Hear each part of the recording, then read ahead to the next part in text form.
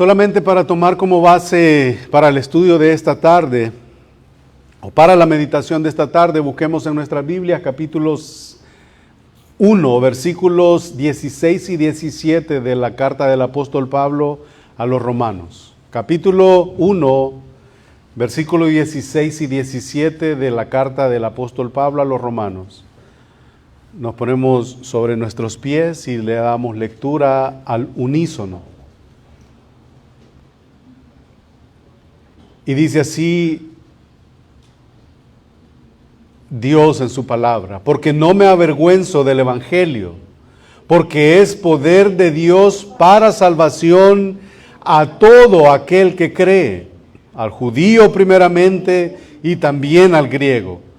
Porque en el evangelio la justicia de Dios se revela por fe y para fe, como está escrito: mas el justo por la fe vivirá. Bendito Dios y Padre nuestro, que estás en tu trono gobernando, reinando sobre toda la faz de la tierra. Te agradecemos, Señor, por la oportunidad nueva que nos has dado de estar en este lugar y venir y meditar en tu palabra. Y con solo este mero texto que acabamos nosotros de leer, podríamos durar toda la tarde hablando de lo que tu justicia es, en términos de lo que alcanzó para nosotros en la cruz del Calvario. Fuimos librados de la ira venidera. Fuimos reconciliados con el Padre a través de ese evangelio del cual yo estoy llamado a no avergonzarme. Porque ahí es donde la justicia tuya se revela por fe y para fe. Y en el Antiguo Testamento ya nosotros, al rastrear tu palabra, ya hemos encontrado esto en uno de aquellos profetas que dijeron: mas el justo por la fe vivirá.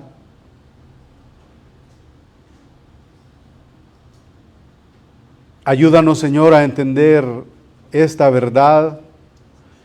En esta tarde, Señor, en especial, que vamos a estar considerando lo que fue un evento que sucedió hace más de 500 años. Pero que despertó, que desniveló, que sacudió las entrañas de un tiempo de oscuridad en la que la iglesia se había sumergido junto con el Estado. Los abusos que allí habían, abusos que hasta el día de ahora permanecen. El abuso de la venta de estas indulgencias se comparan al abuso de hombres que ahora están exigiendo dinero a cambio de favores tuyos, cuando lo que tú has prometido es vida eterna para tus hijos.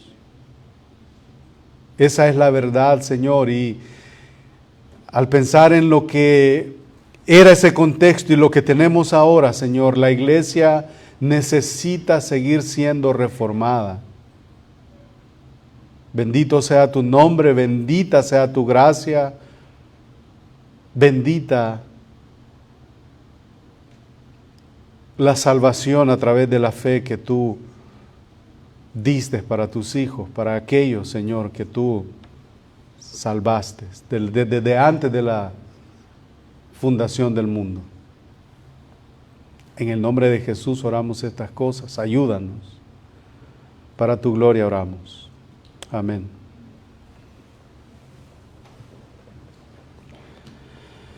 Si alguien ha estado en algún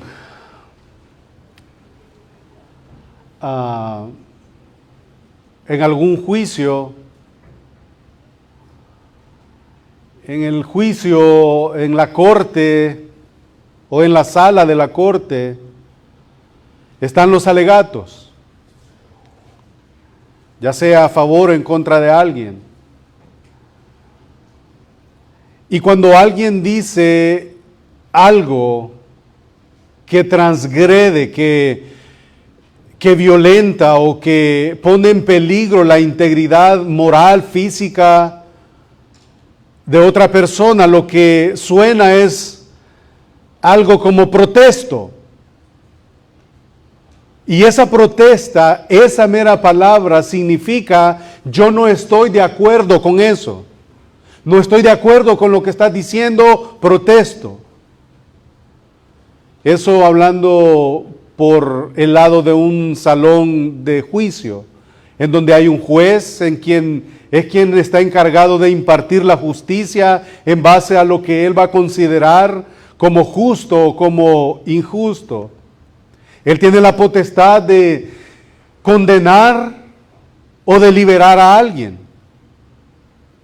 Eso es por un lado. Por otro lado, cuando nosotros pensamos en lo que tenemos en nuestro contexto, vimos hace 2, 3 años lo que sucedió en las calles de Estados Unidos, en donde multitudes no estaban de acuerdo con lo que el gobierno o con algunas cosas que estaban tomándose o llevándose a cabo. ¿Y qué hizo la gente? ¿Qué hicieron las masas? ¿Qué hicieron los poderes políticos y sociales del lugar?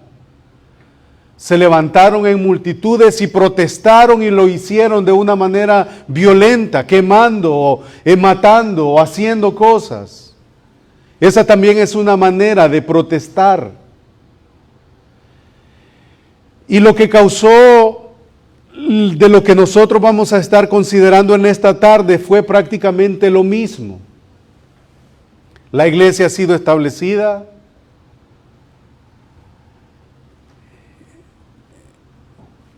El César o los imperios o los reinos empezaron a ver por sus intereses y no los intereses sobre los cuales estos reinos habían sido fundados. Llega el famoso tiempo de la edad medieval, la época oscura o el oscurantismo, en donde la iglesia está unida al Estado y están ahí haciendo cosas sin considerar la ley moral de Dios, sin considerar la palabra de Dios. Y la historia, como dije temprano, es tan larga, es tan extensa, que nosotros pudiéramos pasar, pudiéramos tener unos 5, 6, 7 cultos, 2 meses hablando de cada evento. Y el hombre que Dios usó para que todo esto sucediera, y de paso o de antemano yo quiero decir que el tema para el estudio de esta tarde es que vamos a hacer una reseña con respecto a la Reforma Protestante. La Reforma Protestante, y como vamos a ver más adelante, hay gente que odia la Reforma, hay gente que ignora la Reforma, hay gente que la aman en exceso a la Reforma, y habemos unos que amamos la Reforma. Y para continuar, muchos de nosotros asistimos a una iglesia cristiana. La palabra cristianos fue dicha por primera vez allá en el libro de los Hechos, capítulo 11, versículos, creo, 26, en donde en Antioquía se le llamó por primera vez a los cristianos. Ahí tenemos la base para eso. Pero otra cosa es, cuando nosotros asistimos a una iglesia, nosotros no tenemos idea, o yo no sé si ustedes tienen la idea por qué cuando alguien se refiere a la iglesia cristiana le llaman protestante. ¿Por qué nos llaman protestantes? Y ahí empieza prácticamente a tomar forma lo que vamos a considerar. Un hombre que padre era minero, decide que su hijo estudie leyes. Este hombre, al regresar una noche, está bajo una tormenta y un rayo lo bota, se esconde y empieza a decir: Santa Ana, te prometo que yo, me convierto en monje, voy a estudiar para monje, me voy a preparar como un monje. Hace una promesa la cual desagradó a su papá, quien quería que el hijo estudiara leyes. Este hombre empezó en la orden de Agustina y con las bases teológicas de Agustín. Se forma, viene a ser parte de lo que es la Iglesia Católica. Pasan unos eventos en su vida. El evento de la Torre, dice que él, emocionado después de que lo han ordenado como un alguien que funciona en la Iglesia Católica, sacerdote, va y empieza a ver todos los abusos que suceden, y lo que a él le despierta más la inquietud es que al ir a Roma él se da cuenta que hay ventas de salvación para la gente, venta de que podemos sacar del purgatorio a la gente, dependiendo de la cantidad de monedas que se tiren al canasto, y eso revolucionó su manera de ver a la iglesia. Lo mandan a un lugar pequeño de Alemania, es alemán. Este hombre va, lo mandan a un lugar no tan poblado, 2.500 habitantes, Wittenberg. Y la costumbre de estos tiempos era de que si usted tenía algún anuncio que dar, es como si usted viene ahorita aquí a la iglesia, usted quiere decir: vamos a celebrar los 15 años de fulano de tal, o el cumpleaños. Entonces usted hacía su papel y lo ponía en la puerta, y esa era la manera de anunciar las cosas. Entonces este hombre, al ver todo lo que estaba pasando, la época, como dije, del oscurantismo, viene, diseña las 95 tesis con la intención no de reformar, sino de cuestionar de alguna manera todo lo que se estaba llevando a cabo, y eso despertó prácticamente, atacó el gobierno, la iglesia, el Estado se sintió atacado, empiezan a perseguirlo. Y ahí sucede todo lo que desencadena ahora la reforma. Y algo como dato nada más para que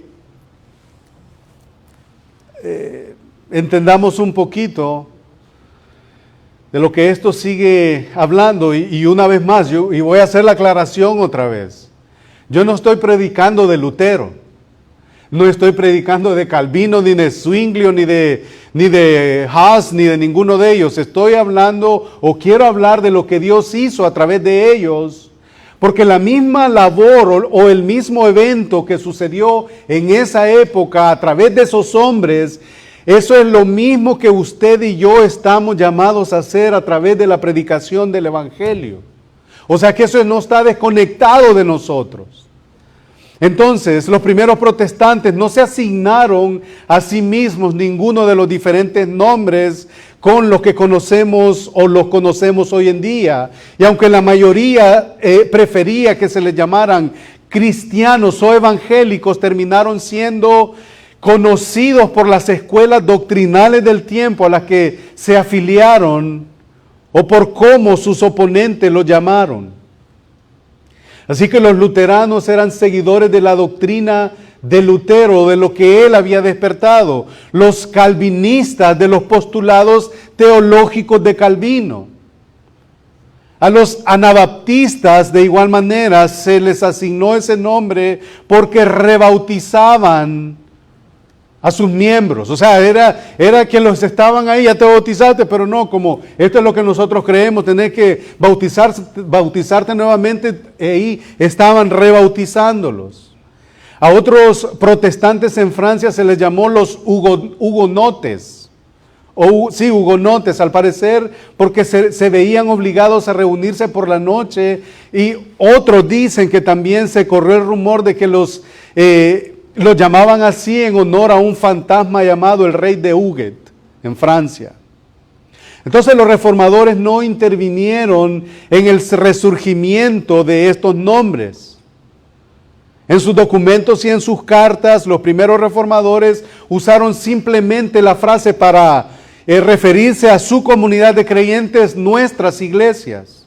Lutero, por ejemplo, decía simplemente que sus seguidores pertenecían no a él, sino a Cristo, le pertenecían a la iglesia visible de Cristo. Pero el nombre protestante excede todo cualquier apelativo anterior que se ha mencionado. Contrario a lo que se podía pensar, se refiere más a un término político, y eso es lo que yo estaba diciendo temprano, a un término político que a un nombre religioso. Y esa es la historia del nombre con el que a usted se refiere a alguien que pertenece a la Iglesia Católica Romana.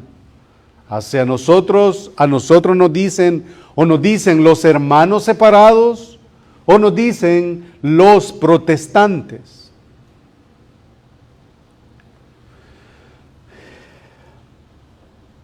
El 31 de octubre de 1517,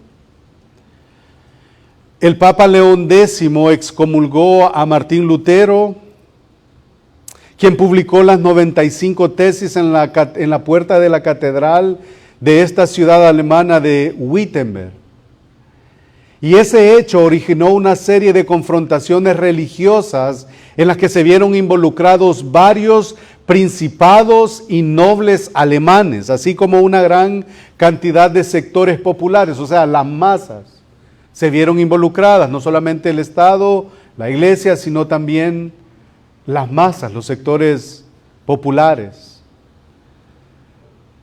Este Papa excomulgó a Lutero pocos meses después que el emperador Carlos V sancionó el edicto de Worms, y esto como que tiene que ver mucho con la historia. No quería o no quiero mencionar mucho de esto. Lo que sí parece que este Carlos V intercedió para que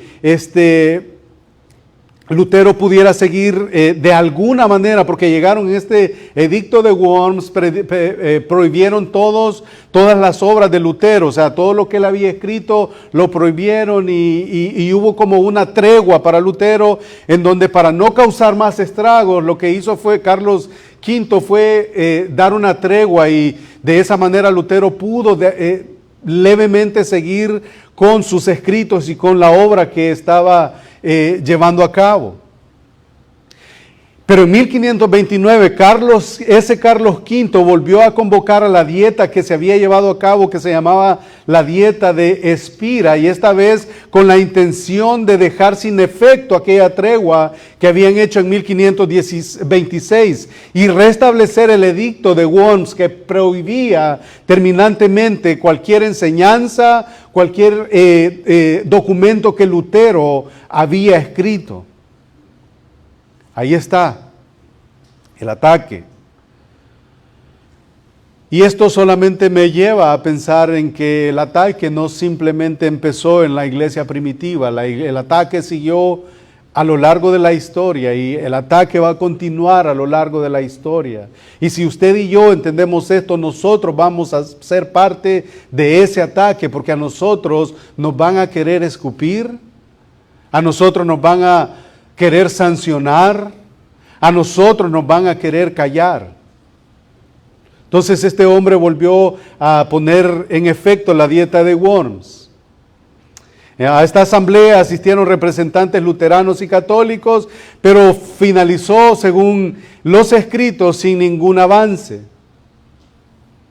Y a pesar de las diferencias en la teología, las ciudades al sur de Alemania que estaban alineadas con el reformador Zwinglio se unieron a los demás territorios alemanes seguidores de Lutero y firmaron con ellos la famosa protesta. Y ahí está todo lo que se desencadena después. En 1531 los estados luteranos, una coalición de territorios y ciudades del Sacro Imperio Romano Germánico que había adoptado las doctrinas de la Reforma, formaron la Liga de Esmalcalda, que se enfrentó en 2 guerras contra el emperador Carlos V. Y este conflicto finalizó con la paz en Augsburgo, la cual dividió el imperio alemán en 2 confesiones cristianas, la confesión luterana y la confesión católica, y otorgó a los príncipes alemanes la capacidad de elegir la confesión y practicar en sus estados. O sea, logran cierta paz. Mientras tanto, en 1529 había comenzado la separación política de la Iglesia de Inglaterra bajo el reinado de otro rey, de otro que había sido puesto como gobernador, y era Enrique VIII, hecho que se completó en 1536 y que resultó en la incorporación del rey al movimiento protestante. O sea, que sonó lo que empezó en 1517. Y en la misma década el francés Juan Calvino se instaló en Ginebra, y desde ahí las ideas protestantes se difundieron por Escocia, Hungría y Alemania. Y a pesar de las variaciones del pensamiento dentro de los seguidores de la Reforma, el término protestante se adhirió al grupo en general de manera progresiva. Entonces los protestantes de hoy son todos aquellos que siguen de alguna manera las corrientes que se desprendieron de la Reforma iniciada por Martín Lutero en 1517. Y mis hermanos amados, no me gusta presentar tanta información como la que acabo de dar, pero es necesario que nos ubiquemos. Usted y yo somos el pueblo de Dios. De manera que al congregarnos como iglesia o como la iglesia del Señor, debemos cantar la palabra de Dios, debemos de orar la palabra de Dios, debemos predicar la palabra de Dios. Pero no solo debemos insistir en la centralidad de las Escrituras en el ministerio de la iglesia, sino que también en el corazón de cada creyente y de cada una de las familias que componen la iglesia. Ese es el llamado que permanece para nosotros. Y déjeme hacerle una pregunta hasta este punto, después de la introducción que yo acabo de dar. Lutero, Calvino, Zwinglio, Hus, todos ellos, había algo que tuvieron en común. Hubo algo que a ellos les llamó la atención y por lo cual ellos protestaron, y fue de que lo que se estaba llevando a cabo no cuadraba con las Escrituras. No cuadraba con lo que Dios decía en su palabra, no cuadraba con la revelación divina. Y la pregunta que yo tengo para mí mismo y para usted que me escucha ¿es la palabra de Dios la autoridad suprema de tu vida y de la mía, de tal manera que puedes decir como Lutero en la dieta de Worms: mi conciencia está cautivada a la palabra de Dios, no puedo ni debo y no voy a retractarme de mis escritos, o de mis pensamientos, o de lo que yo leo? Porque este hombre escribió en base a Romanos, escribió en base a lo que él consideraba doctrina bíblica, y le empezaron a agarrar todos sus escritos y empezaron a investigar todo lo que hacía y lo que ellos querían. No querían argumentar en los escritos de Lutero, lo que ellos querían es que él se retractara, y lo llaman a un juicio de Worms. Lo llaman y le dicen: necesitamos que te retractes de lo que has escrito. Y él dice: deme 24 horas, lo voy a revisar. Voy a revisar lo que he escrito, deme 24 horas. Le dan 24 horas, se presenta el siguiente día y le dicen: te retractas de tus escritos. Y de ahí las famosas palabras que se leen del hombre, que dice: a menos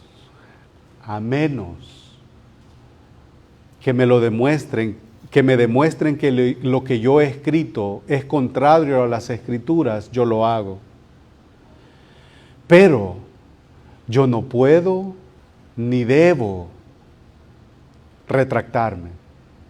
Mi conciencia está cautiva a la palabra de Dios. Que Dios me ayude. Eso fue lo que el hombre dijo. Eso fue por lo cual fue excomulgado, perseguido. Llega un grupo de amigos y se dan cuenta de todo lo que está sucediendo. Las masas están interviniendo en el juicio de él. ¿Y qué es lo que hacen? Lo secuestran, un secuestro planeado.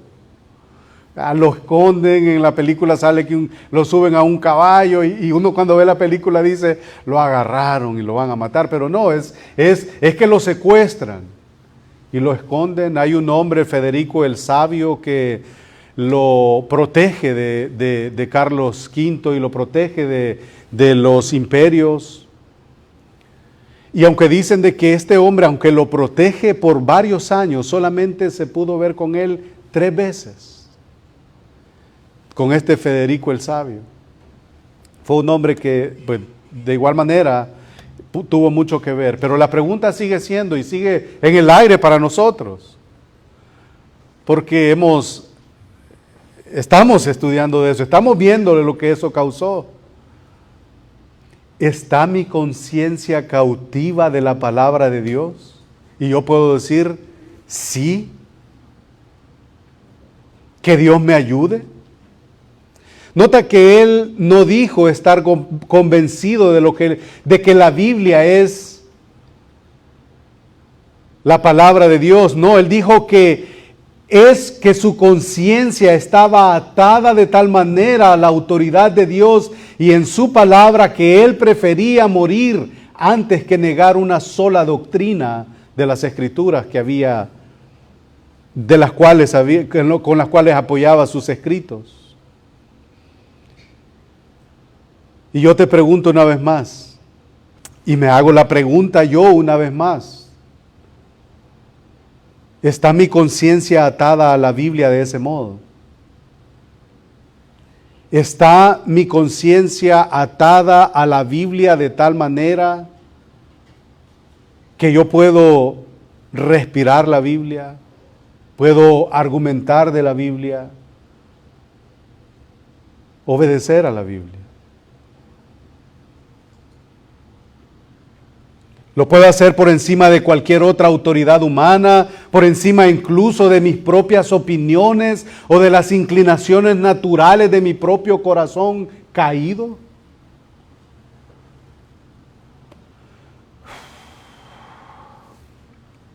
¿O es cada vez más evidente en mi vida la autoridad de las Escrituras en tu relación con tu esposo, en tu relación con tu esposa, en mi relación con mis hijos? Porque no olvidemos que la vida del creyente se sostiene y depende de la autoridad de las Escrituras, y en ella usted y yo encontramos todo lo que necesitamos para la vida y la piedad. Ayer asistíamos le llaman intensivo ministerial, en donde el tema fue la consejería bíblica. Y fue algo que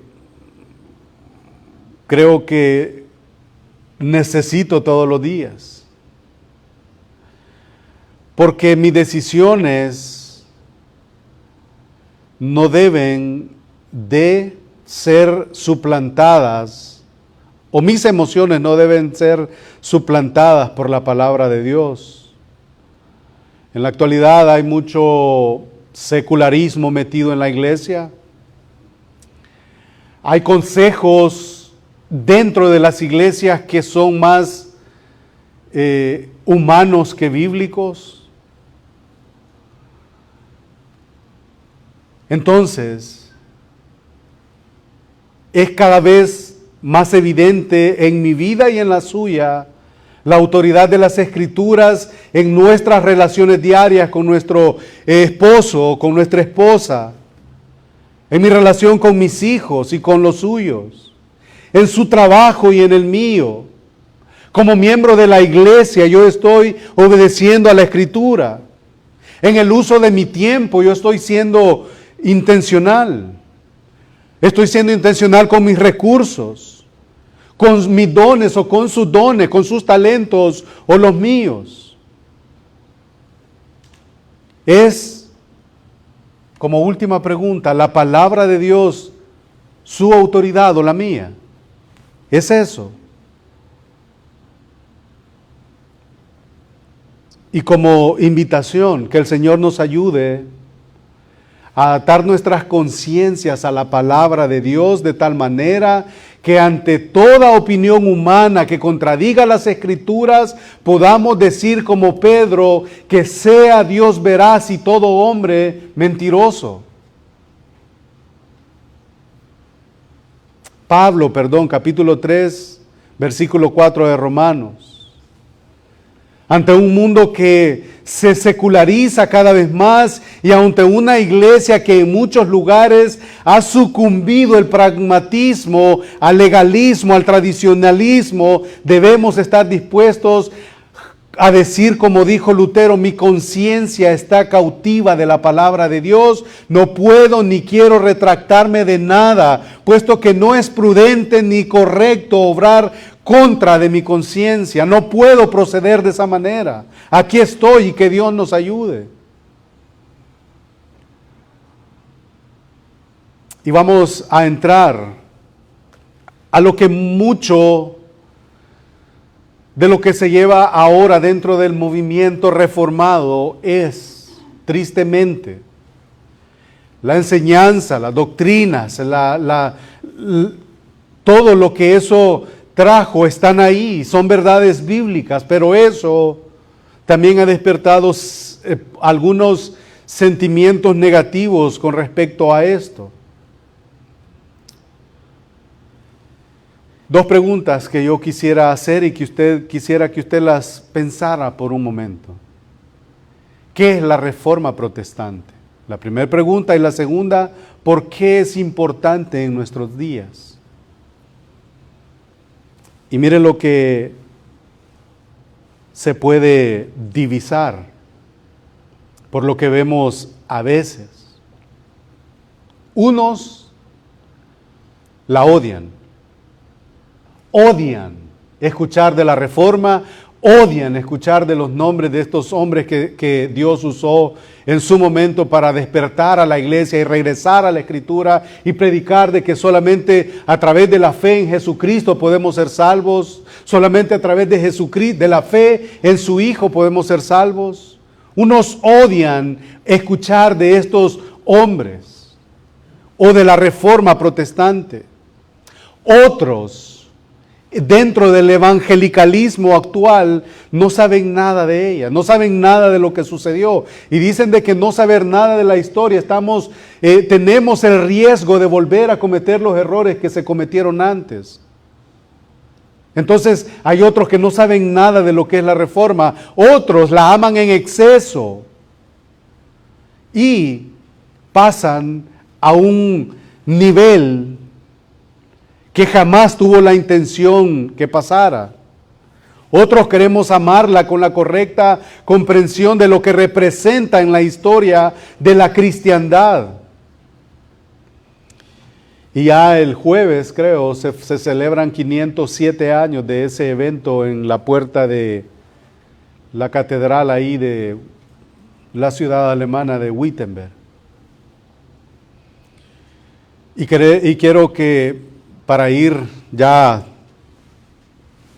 estabilizando el vuelo, que veamos esto. Hay unos que la odian y nosotros conocemos gente que odia escuchar estos términos. De hecho, no quisiera pensar que entre nosotros pudiera haber alguien que odia estos términos, pero hay gente que odia escuchar de estos términos. Hay unos que lo odian. Es lógico que el catolicismo romano aún sienta cierta aversión en contra de la Reforma Protestante y sobre todo sobre Martín Lutero. Sin embargo, Durante la post-reforma, o sea, después de la reforma, han habido intentos de lograr o de querer lograr la unidad entre católicos y protestantes, aunque se han logrado. Usted ha escuchado de estos grupos que le llaman los famosos ecuménicos, en donde quieren unir a la iglesia católica con la iglesia evangélica para que todo marche en paz. Somos hijos del mismo Dios, todos vamos al cielo, todo peace and love y todo eso. Pero eso no se puede llevar a cabo. No se puede. Y si queremos hablar, y si usted quiere acercarse, ¿por qué no se puede? Pudiéramos hablar de tanto tema que hay al respecto. ¿Por qué la iglesia evangélica cristiana no puede juntarse o no puede coincidir con la enseñanza católica romana? No se puede. ¿Sobre quién descansa la salvación del alma? Sobre Cristo, no sobre otro mediador. Solo Cristo es el mediador entre Dios y los hombres. No hay Marías, no hay santos, no hay estas cosas. Solamente a través de la fe es que un alma puede alcanzar su salvación, por la fe que Cristo deposita en cada uno de nosotros, no es por obras. Usted podría venir aquí, trabajar toda su semana y dejar toda su semana de sueldo acá, pensando que va a ser salvo por eso, pero eso le hace nada más que le gusta compartir. Pero que su alma, si no se arrepiente, va al infierno. Pudiéramos seguir hablando acerca de la diferencia entre el catolicismo y el evangelicalismo o el evangelio. Entonces han habido grupos que han querido que este movimiento o estas reuniones o esta unidad se lleve a cabo, pero lo cierto es que no es posible. Hasta el día de hoy no se han logrado acuerdos en puntos fundamentales de la doctrina, especialmente en la doctrina de la justificación por la fe. La Iglesia Católica Romana aún mantiene vigentes sus posiciones acordadas en los concilios ecuménicos. Pastor Sproul habla acerca de un concilio, el Concilio de Trento, un concilio que es altamente ecuménico, porque jamás desliga que solamente a través de la fe una persona puede ser salva. Y ahí están concilios. Y una de las cosas que Lutero dijo, cuando se opuso a la dieta y se opuso a todos estos que lo estaban juzgando, dijo: yo no puedo estar en contra de los reyes y los papas, si es que entre ellos mismos se contradicen. Yo no puedo. Y ahí seguimos con la historia.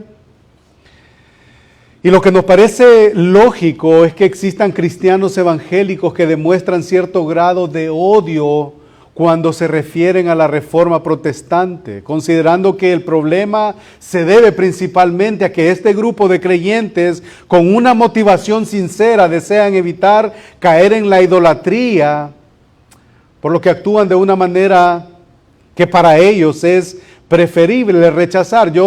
¿Sabes qué? Para mí la palabra de Dios es la autoridad. Sí, está bien, eso es cierto. Entonces, con ese sentir, hay algunos que lo hacen. Yo prefiero seguir a Cristo y solo Cristo y la palabra. Entonces tratan de evitar todo. Entonces hay quienes odian estos términos. No los aceptan, no los abrazan y ahí están. Prefieren vivir de una manera que para ellos es preferible rechazar lo que aconteció en la Reforma, o más bien rechazar y demostrar su antipatía hacia los reformadores como Lutero, como Calvino, como Zwinglio, como Knox, como todos ellos, entre otros. Y considero que parte del problema también se debe a que han descubierto los pecados y errores de estos hombres porque los subieron. Lutero fue caído, bueno, de hecho nunca salió de la Iglesia Católica, dicen algunos. Entonces parte del problema. Dios hizo que desde allá, desde ese evento, estallara la reforma por medio de este hombre con las 95 tesis, y la reforma protestante es un llamado hacia las Escrituras, es un llamado a volver hacia las verdades fundamentales del Evangelio. ¿Qué de malo hay en eso? Eso sería una objeción para aquel que odia estos términos. Y si en la providencia de Dios algún creyente con este comportamiento que odia el término protestante o el término reforma, se encuentra con esta enseñanza o con esta tarde que nosotros estamos hablando acerca de esto, aprovecho para decirle lo siguiente: si alguien con ese pensamiento está entre nosotros o va a escuchar esto, no te juzgo, hermano, no te juzgo. Si odias el término, si prefieres no usarlo, no te juzgo. Hermano o hermano, comprendo tu posición y comprendo también tu deseo sincero por agradar a Dios. Sin embargo, apelo a tu corazón y a las demandas de las Escrituras hacia nosotros los creyentes. No reacciones de una manera inadecuada y pecaminosa en tu corazón en contra de aquellos que creen diferente a ti. Apelo a tu corazón que pienses de una manera bíblica, que no respondas de una manera negativa en contra de nosotros. Conozco a alguien que le da sarpullido escuchar la palabra reforma, le da picazón. Porque ¿cómo es que Dios, un Dios tan amoroso, si es un Dios de amor y de toda misericordia, puede permitir que una persona se vaya al infierno? ¿Cómo es eso? Bueno, es porque la Biblia lo dice, no es porque yo lo digo. Odian este término y no te culpo, hermano o hermana.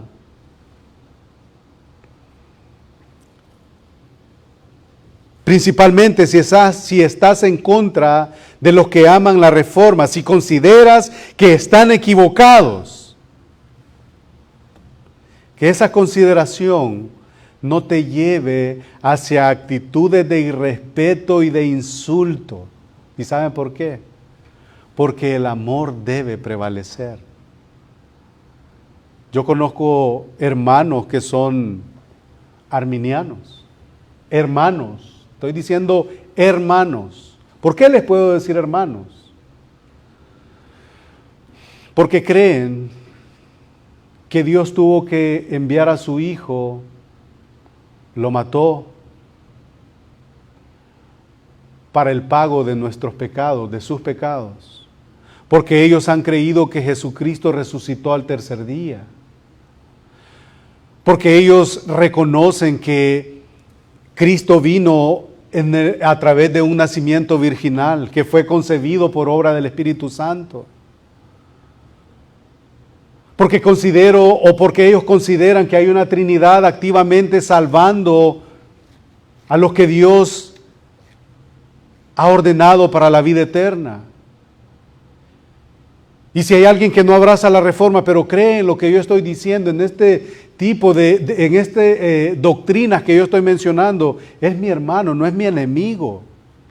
A mí me han mandado a combatir en contra de los perros. ¿Quiénes son los perros? Son aquellos que se oponen a la cruz de Cristo, no a pelear en contra de mis hermanos. El amor debe prevalecer. Como dije, hay unos que odian este término, hay otros que lo ignoran. Y me he dado cuenta de que la gran mayoría de los cristianos evangélicos desconocen del por qué somos llamados protestantes hasta el día de hoy. Y si alguno no lo saben, o si alguno lo sabe de una manera muy superficial. Bueno, no estuvieron de acuerdo por un tiempo allá y alguien se rebeló, entonces porque protestó en contra de alguien, entonces nos llaman protestantes. Pero lo cierto es que el término y lo que sucedió para que ese término surgiera fue muchísimo más allá. Y creo que el problema principalmente se debe a que los que enseñan o predican la palabra de Dios han ignorado consciente o inconscientemente la historia de la iglesia.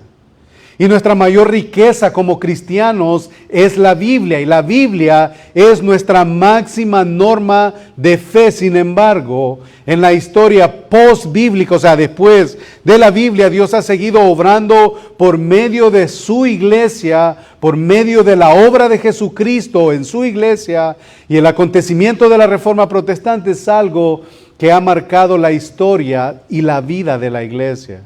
Hay unos que la odian, hay otros que la ignoran. Y luego de la llamada Edad Oscura o la Edad Medieval, cuando surgió la Reforma, el llamado que inició Martín a la iglesia fue el llamado para reformar lo que se había torcido durante los siglos pasados al evento. La idea de Lutero no consistía en dividir a la iglesia, sino corregir las desviaciones doctrinales y las prácticas pecaminosas de los líderes eclesiásticos. Él se dio cuenta que había un papa llamado León X, que los propios escritos católicos categorizan o lo conocen a él, pues, ¿cómo es? Se me olvidó. Lo catalogan, gracias, por uno de los papas más corruptos que la Iglesia Católica ha tenido. La famosa venta de las indulgencias empezó porque él quería construir de nuevo la iglesia, la Basílica de San Pedro. Un hombre que gastaba, según los historiadores, gastaba dinero y dinero y dinero.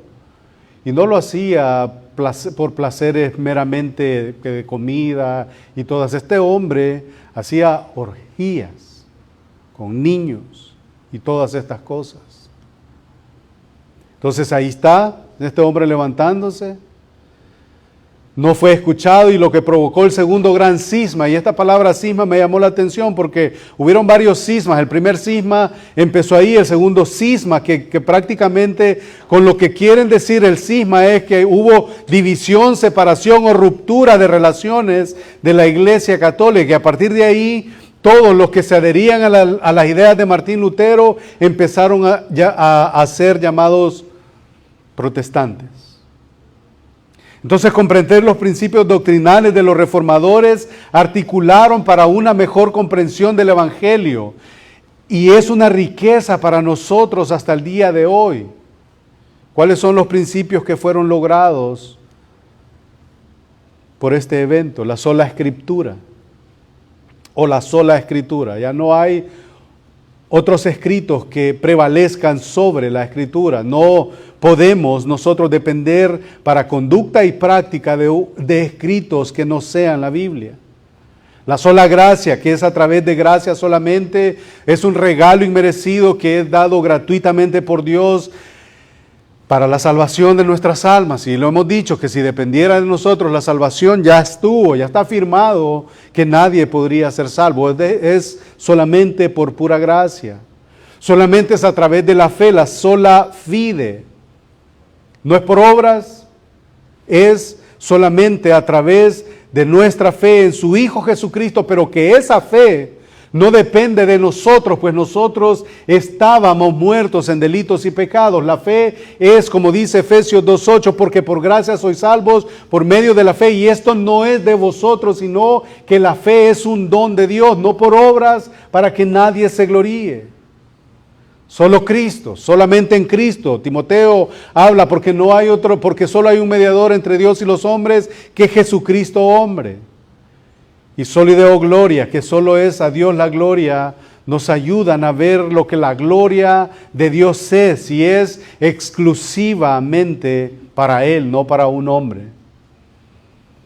Entonces, si hemos escuchado este término o ignoramos lo que es la reforma de manera superficial, o no conocemos de estos acontecimientos, yo te invito a que profundices y veas cómo Dios se ha glorificado a través de la historia de la iglesia y por medio de hombres falibles como usted y como yo. Ellos no fueron perfectos, fueron falibles como nosotros. Ahora hay otro grupo, ya para ir terminando, que la aman en exceso, y esto lo voy a mencionar brevemente. Porque los que la aman en exceso son un peligro. ¿Y por qué son un peligro los que aman en exceso la reforma? ¿No te das cuenta toda la luz que yo he recibido? ¿No te das cuenta de todo lo que yo sé de la reforma y de la Biblia y que Dios me ha iluminado y todo eso? Y como no pensás como yo, sos una amenaza para mí. Del amor podemos pasar a la obsesión, y hemos encontrado con hermanos que se han obsesionado con la reforma y lamentablemente se han estancado en la burbuja de la reforma, privándose a sí mismos de la riqueza que hay más allá de la misma reforma. Se han obsesionado, se han estancado, y no solamente yo me refiero a de que ya si ya la gente no cree como yo porque yo he abrazado la reforma y la veo sobre el hombro, no solamente caemos en ese peligro o podemos caer en ese peligro, sino que también podemos caer en el peligro de que como ya nosotros conocemos la verdad y conocemos doctrina y conocemos estas cosas y todo eso, puede llegar a nuestra vida un sentido de pasividad, y ya lo he mencionado antes, puede llegar un sentido de que nosotros nos vamos a volver pasivos, y como yo ya conozco, mi cabeza está engordada, mi corazón se está muriendo de hambre. ¿Por qué? Porque como yo ya sé todo lo que tengo que saber de Biblia, se me olvida de que yo tengo que ir al Señor con un corazón contrito y un corazón humillado, y ya aquel que está llorando, ya lo veo, ¿quién necesita estar? Y aquel que está levantando las manos, ¿quién necesita levantar? Y aquel que viene y se tira de rodillas delante de Dios en oración y se derrama delante de Él. Es posible que muchos de estos que aman en exceso se endurezcan de su corazón y ya no exista más un lamento de su pecado delante de Dios. Existe ese problema. Ya no lloran. ¿Se han fijado que en estos movimientos ya no hay tal cosa de un júbilo delante de Dios? Yo no estoy diciendo hagamos relajo acá. Lo que estoy diciendo es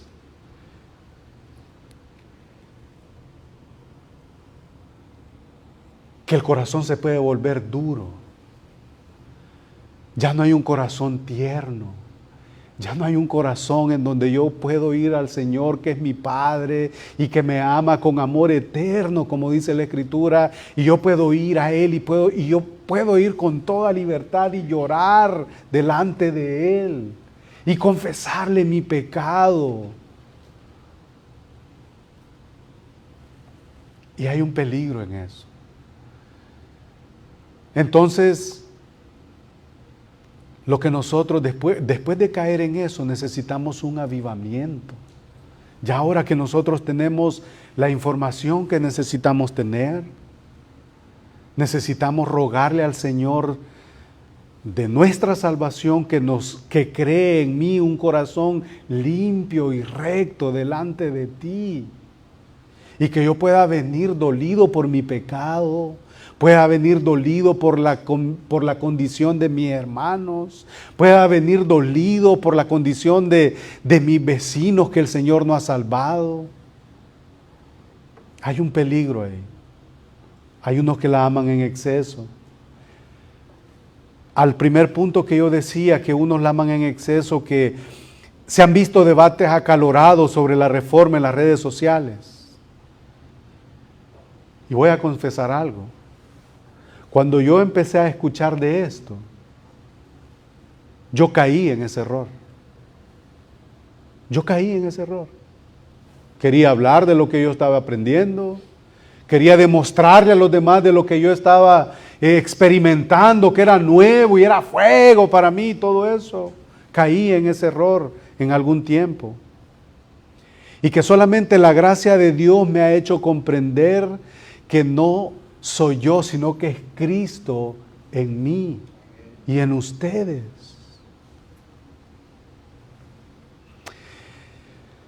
He visto a las personas caer en el problema que el apóstol Pablo atacó en Corinto. En 1 Corintios capítulo 1, versículos del 11 al 13, mire lo que dice a esta iglesia, a estos hermanos. Porque he sido informado acerca de vosotros, hermanos míos, dice Pablo, por los de Cloé, que hay entre vosotros contiendas. Quiero decir que cada uno de vosotros dice, yo soy de Pablo, yo soy de Apolos, yo soy de Cefas y yo de Cristo. ¿Acaso Cristo está dividido? Eso lo vio el apóstol Pablo. No es nada nuevo. ¿Fue crucificado Pablo por vosotros? ¿O fuiste bautizados en el nombre de Pablo? Ahí está el problema. Eso es lo que nosotros vemos en la actualidad, en las famosas redes sociales. Si no pensás como yo, si no crees como yo, y le pasa no solamente al reformado, le pasa al arminiano. Le pasa a otro tipo de grupos evangélicos. Le pasa a los, con todo el respeto, a los pentecostales. Si no hablo en lenguas y si no hablo en estas cosas, hermanos, hay cosas que por la falta de conocimiento nosotros hemos practicado. Pero cuando vamos al texto y empezamos a ver que eran lenguas y los dones y todas estas cosas, las podemos conciliar. Pero lo vamos a hacer en amor. El amor tiene que prevalecer. Ahora, si hay una herejía, vamos a combatirla. Entonces, este hermano estaba viendo ese problema. Uno dice que era de Pablo, otro dice que era de Tomás, otro de Luis, otro de Jonathan, otro de Johnny. No, somos de Cristo. Somos de Cristo. ¿Quién es más reformado? Y aquí vamos a hacer unas preguntas, que con esto ya vamos a empezar a poner los motores para descender. ¿Quién es más reformado? ¿El calvinista de los 5 puntos o el calvinista de los 20 puntos? ¿Es más reformado el cesacionista que el continuista? ¿Es más reformado el que cree en milagros y el que no cree en milagros? ¿Es más reformado R.C. Sproul que John MacArthur? ¿O Piper? Considero, hermanos amados en el Señor, que el más reformado es aquel cuyo trabajo del Espíritu Santo en su alma se refleja por su fruto. Ese es un reformado.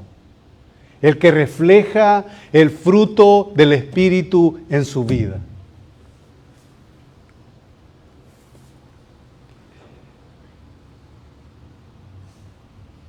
Su fruto. El reformado es aquel que refleja amor, gozo, paz, paciencia, benignidad, bondad, fe, mansedumbre, templanza. Contra esas cosas no hay arminiano, no hay reformado, no hay ley. Es el fruto del Espíritu en su vida y en la mía. De ahí no nos salimos. Reformado, ¿saben quién es? Es el que permanece en una transformación progresiva, lo cual es la santificación progresiva. Reformado es aquel que batalla con su pecado y avanza hacia su santificación. Y una vez más yo lo voy a decir, yo me considero un protestante reformado, ¿y saben por qué? Porque me considero un hombre en reforma, un pecador aún, pero justificado por la fe en Jesucristo. Creo que las doctrinas de la gracia nos encantan, las confesiones de fe reformadas, y creo que es la fe reformada, pero considero que aún más allá de la fe reformada, puede haber riqueza y valor para nosotros. Y voy a mencionar a otros dos hombres que yo los he escuchado, que estos hermanos eran pentecostales. Yo no sé si usted lo ha escuchado. David Wilkerson, yo no sé si alguna vez lo ha escuchado. Es un hombre pentecostal, pero ese hombre yo lo recomiendo. Busquen sermones en YouTube de él.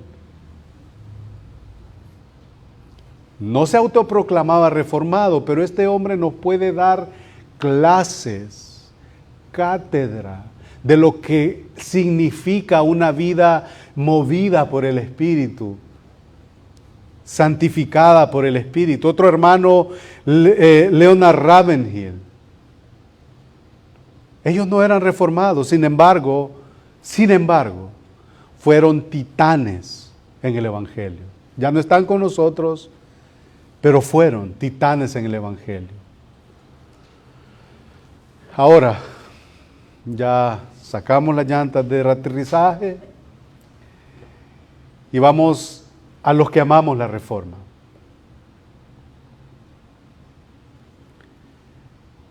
Hermanos amados, usted y yo sabemos que el gran reformador, antes que Martín Lutero, fue, es y va a seguir siendo el Espíritu Santo, ¿o no? Es el gran reformador. Y por la providencia divina y por el trabajo del Espíritu Santo estalló la Reforma en manos de estos hombres. No podemos jamás ignorar ese gran despertar en la iglesia. Y me encanta el lema en latín, y yo creo que ya lo hemos escuchado, el lema en latín del post tenebras lux. Después de las tinieblas, luz. Después de la oscuridad, luz. Y ese acontecimiento ha marcado mi vida, la marcó. Aunque yo no viva proclamando eso, pero esto a mí marcó mi vida, porque uno ha creído un montón de cosas que porque fulano decía y porque el otro hacía y porque incluso yo llegué a un momento a sentirme alimentado hasta con las vulgaridades que un hombre decía. Las malas palabras, como él las decía, yo las puedo decir. Ah, qué bonito.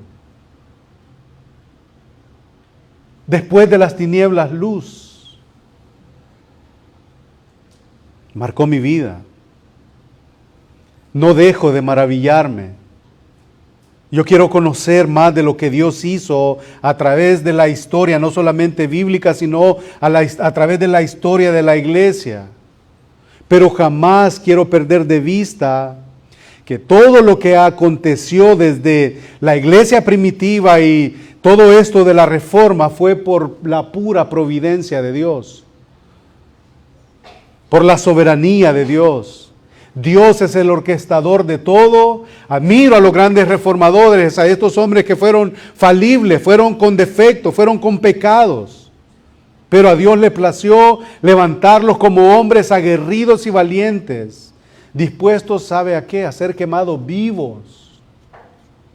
Y todavía ayer estuve leyendo acerca de Policarpo, 86 años. Negá tu fe. No, no la voy a negar. Camino a la hoguera. Negá tu fe y puedes evitar ser quemado. No la voy a negar. 86 años. Dios ha sido bueno conmigo. No me ha hecho ninguna especie de mal. ¿Cómo yo voy a negar a mi Señor? Vais, es quemado en la hoguera. ¿Y nosotros? ¿Y nosotros?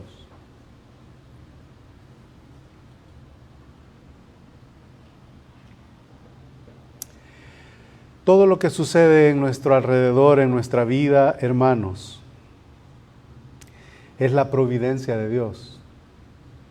Sea bien o sea algo que no me agrada mucho.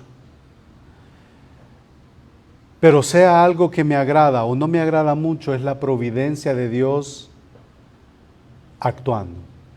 Si me agrada mucho, tengo que ir gozoso delante de Él, porque Él ha sido bueno, está siendo bueno conmigo, me está dando tiempos de refrigerio en mi alma. Qué bueno eso. Y si no es así, También tengo que ir en contentamiento delante del Señor y reconocer que Él está permitiendo todo eso para mi santificación y para que yo pueda depender aún más de Él y que en medio de todas esas cosas yo pueda decir: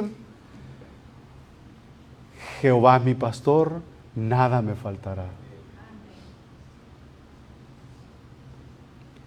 Dios obró también de formas maravillosas más allá de la reforma. Antes y después sigue anunciando y sigue salvando a pecadores. Sigue salvando por la preciosa y gloriosa gloria y gracia de Dios. Y algo con lo que los reformadores terminaron, y algo por lo que su iglesia y ustedes como cada creyente tenemos que movernos, es algo que también ellos abrazaron. Esto no era para concilios, no era para la iglesia, no era para pueblos.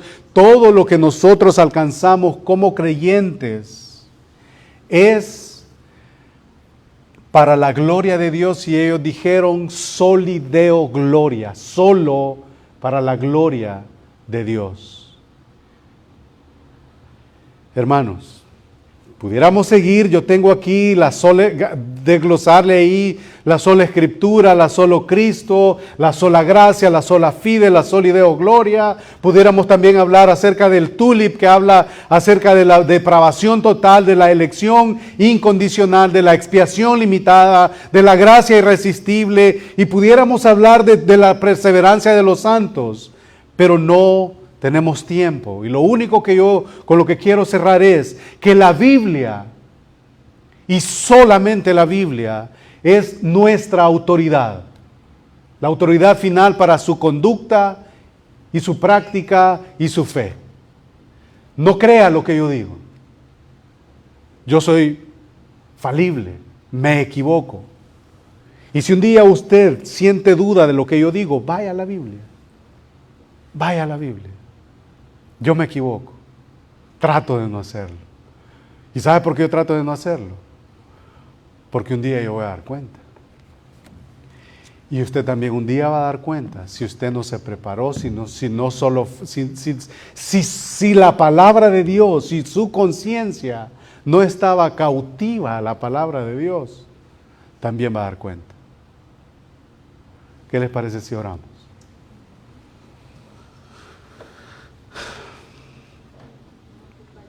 Bendito Dios, tú eres quien obraste en la iglesia del primer siglo. Y a través de los siglos, Señor, tú sigues siendo el que obra, no es el hombre. Es el hombre en obediencia a ti. Hemos exaltado tu nombre, Señor, a través de la obra que hombres hicieron, movidos por tu Espíritu. De manera, Señor, que te rogamos que el sentir, Señor, que despertó, el gran despertar, como se le conoce, pueda también ser una realidad en nosotros, que hay, Señor, doctrinas tan fundamentales para la vida del creyente, que solamente es a través de la fe, solo a través de Jesucristo, solamente por la Escritura, solamente para ti la gloria en todas esas cosas. Pedimos que a nosotros nunca se nos olvide, Señor, lo que tú hiciste hace más de 500 años, y peor aún, que nunca se nos olvide lo que tú hiciste hace más de 2000 años al mandar a tu Hijo a morir por pecadores como nosotros para redimirnos. Bendice, Señor, a cada hermano y hermana en esta tarde que está acá reunidos, que podamos vivir, Señor, a las verdades, de cara a las verdades que tú nos has dejado a través de tu palabra. Oramos por los méritos de tu Hijo Jesucristo, quien ganó todo. Que no somos nosotros, sino Cristo en nosotros, la esperanza de gloria. Oramos, Señor, en este sentir. Para tu gloria, Señor. Amén. Amén.